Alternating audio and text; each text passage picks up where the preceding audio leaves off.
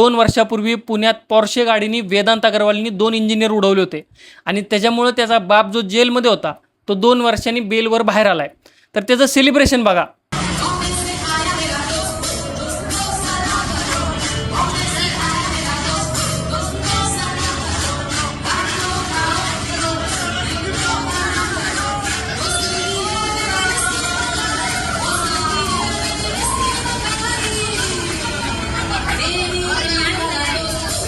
तर अल्पवयीन मुलाला पोर्शेसारखी गाडी घेऊन दिली. त्यानंतर ह्या पोरांनी 2 लोकांना उडवलं. त्या 2 लोकांच्या घरी आज काय परिस्थिती असेल हे एकदा इमॅजिन करा. आणि मग इमॅजिन करा की ज्युडिशियरी सध्या आपल्यासोबत काय करते. म्हणजे कायदे, नियम, दंड ह्या गोष्टी फक्त सामान्य लोकांसाठी आहेत. श्रीमंत लोकांनी पाहिजे तसे कायदे वळवले तरी चालतात.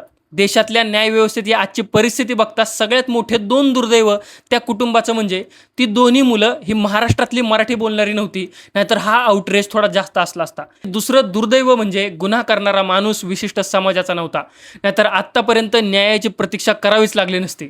लक्षात घ्या, सामाजिक ॲक्टिव्हिस्टला बेल मिळत नाही, इंस्टाग्रामवरच्या इन्फ्लुएन्सर्सला बेल मिळत नाही, पण रेपिस्ट लोकांना आणि ॲक्सिडेंट करणाऱ्या मोठ्या श्रीमंत लोकांना नक्की बेल मिळते. हा मुद्दा तुम्हाला कसा वाटला मला कमेंट्समध्ये नक्की कळवा आणि अशाच मुद्द्यांसाठी फॉलो करा सूत्रधारला.